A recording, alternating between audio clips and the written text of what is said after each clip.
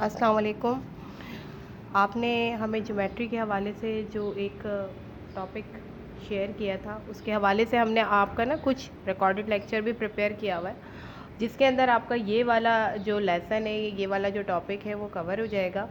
तो is in the case अगर आपका टीचर अभी आपको ये स्टार्ट नहीं करवाते, ठीक है ना, और आगे आने वाले दिनों में करवाते हैं, तो आपके पास ऑलरेडी ये रिकॉर्डेड लेक्चर भी मौजूद होंगे, प्लस जो मैंने आपको बताया है वो भी मौजूद होगा। तो फिर अगर ये आगे भी प्लान होगा तो ज़रूर, क्योंकि प्रैक्टिकल ज्योमेट्री है सही, तो आपको ये सपोर्ट करेगा और आपकी ऑलरेडी इस वाले टॉपिक की तैयारी हो चुकी होगी। सही, बाकी मैंने आपको इंस्ट्रक्शन दी हुई है कि जो भी चीज़ हो आप मुझे काइंडली शेयर ज़रूर कर दीजिएगा।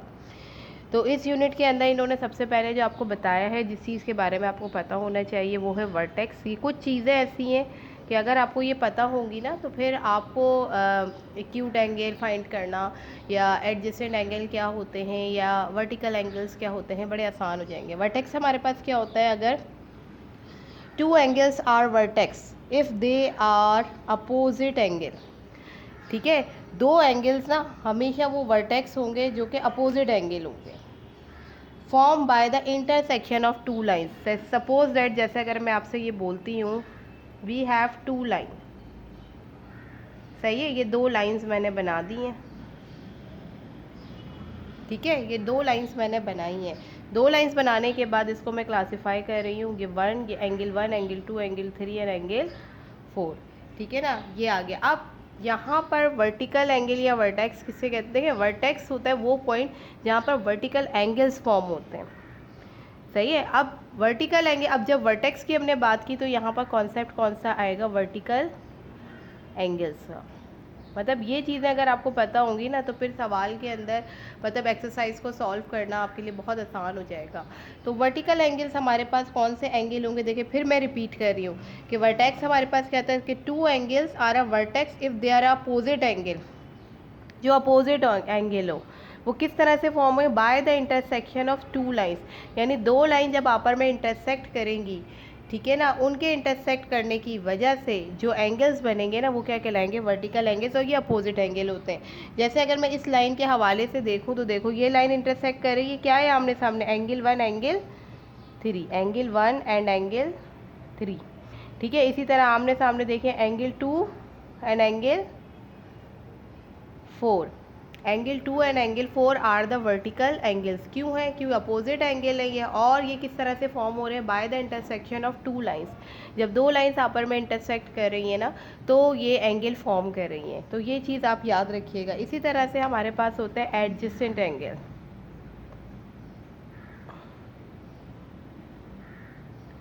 ये तो हो गए वर्टिकल एंगल, ठीक है। एक्सरसाइज भी आपके पास आएंगी जिसमें आपको ना लाइंस दी हुई होंगी और आपको पहचानने में इसमें से वर्टिकल एंगल्स कौन से और एडजेसेंट एंगल कौन से हैं। तो अब एडजेसेंट एंगल देखिए हमारे पास क्या होते हैं।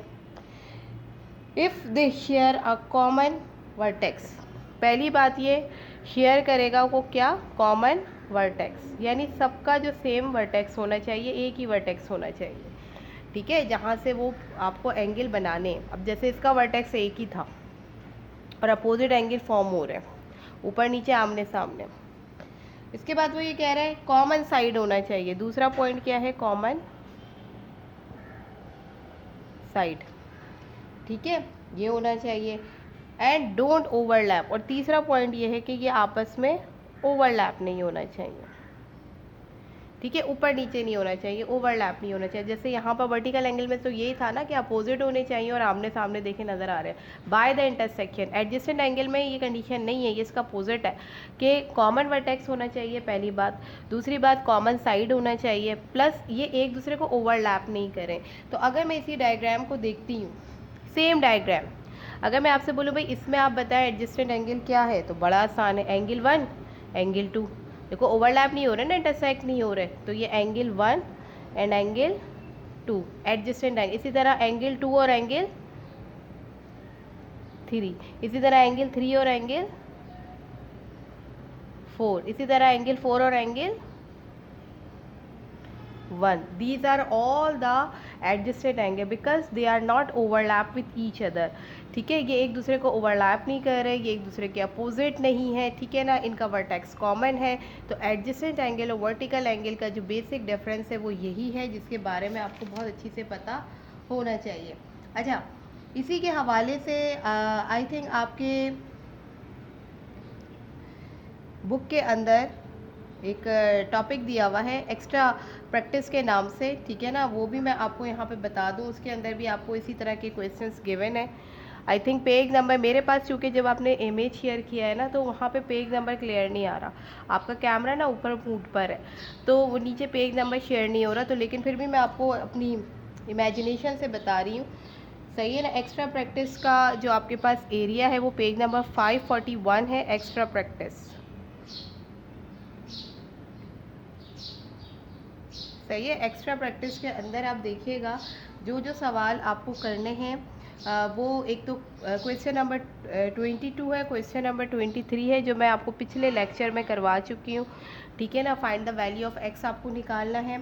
अच्छा, वहाँ पे चूँकि मैं एडजेसेंट और वर्टिकल एंगल का कॉन्सेप्ट मैंने आपको नहीं दिया था, इसीलिए मैंने इस वीडियो के अंदर आपको एडजेसेंट और वर्टिकल एंगल का कॉन्सेप्ट भी दे दिया है, ताकि आप आसानी जो है, अब ये भी आप देख सकें कि भाई ये वर्टिकल एंगल है, आमने सामने है, अपोजिट है तो वर्टिकल है, ठीक है ना, ओवरलैप नहीं है तो ये फिर एडजेसेंट एंगल है, ठीक है। ये आपको क्लियर होना चाहिए।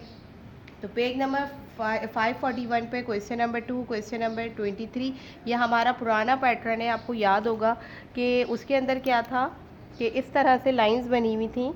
ये मैं आपको थोड़ा सा गाइड कर दूं ताकि आपको समझ में आ जाए कि इस पेज पे ये, क्योंकि मैं आपको फिर बार बार रिपीट करूँगी, मेरे पास ना आपका पेज नंबर सही तरह से मुझे दिख नहीं रहा है।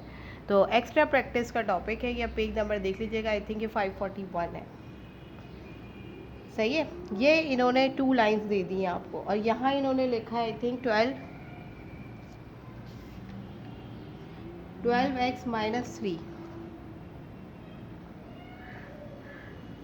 ठीक है। एडजेसेंट है या वर्टिकल है? वर्टिकल है ये, ठीक है। 105 डिग्री। अब ये तो आपको आता है ना, आपने लास्ट टाइम किया था।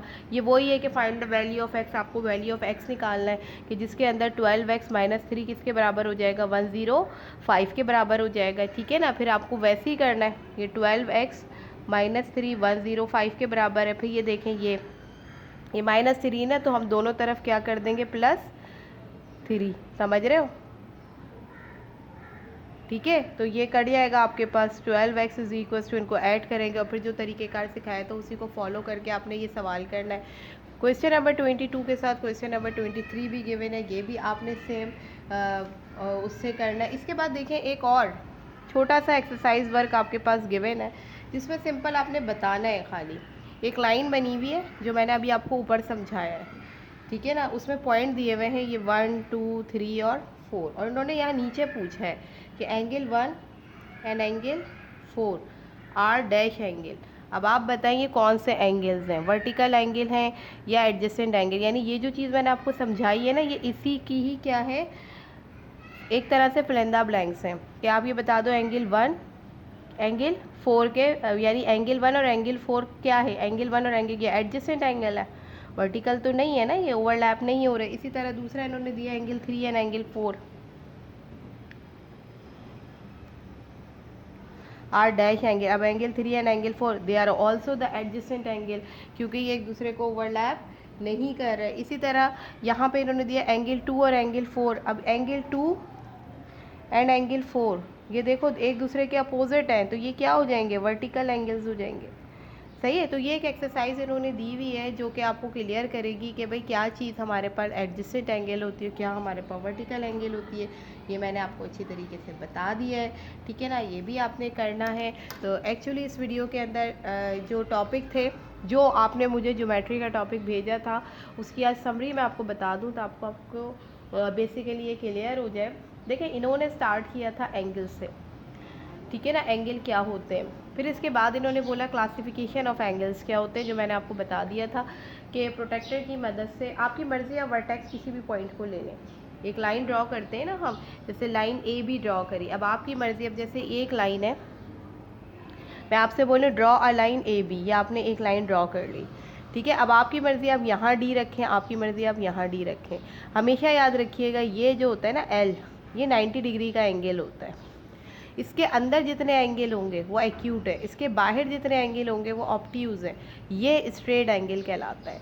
ठीक है ना, समझ आ रही है बात। इसी तरह अगर मैं वर्टेक्स बी को बना लूँ तो ये 90 डिग्री हो गया, तो इसके अंदर जो होंगे वो एक्यूट होंगे, इसके बाहर जो होंगे वो ऑब्ट्यूज़ होंगे। अब आपको ना कभी कभी सवाल में वो ये भी बोलेगा भाई बी वर्टेक्स है, ए नहीं है, तो फिर आप बी पे डी रखेंगे, यानी प्रोटेक्टर आप बी पे रखेंगे।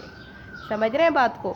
सही। तो इस तरीके से एंगल को फाइंड आउट किया। ये इन्होंने बताया कि ऑब्ट्यूज़, राइट, एक्यूट, ये वो एंगल कौन से होते हैं। फिर इसके बाद इन्होंने बताया वर्टेक्स किसे कहते हैं। वर्टेक्स वो पॉइंट होता है जहाँ से हम एंगल को रेज करते हैं। अपोजिट एंगल होंगे, वर्टिकल एंगल्स होंगे, ओवरलैपिंग नहीं होंगे, ठीक है ना, तो वो एंगल्स हमारे एडजेसेंट एंगल होंगे। उससे रिलेटेड आपके पास एक्सरसाइज भी यहाँ मौजूद है। ठीक है, मैं फिर आपको रिपीट कर रही हूँ कि मेरे पास क्लियरली पेज नंबर शो नहीं हो रहे, तो मैंने अपने आइडिया से जो मुझे समझ आ रहा है मैंने पेज नंबर लेके मैंने टॉपिक यहाँ लिख दिया कि देखें ये टॉपिक है। ठीक है ना, तो आप देख लीजिएगा उसमें ये missing fill in the blanks की तरह भी एक्सरसाइज है जो concept of vertical angle, concept of adjacent angle आपको बता रही है। इसके अलावा इन्होंने वैल्यू ऑफ एक्स या वैल्यू ऑफ वाई यहाँ पे फाइंड आउट किया है।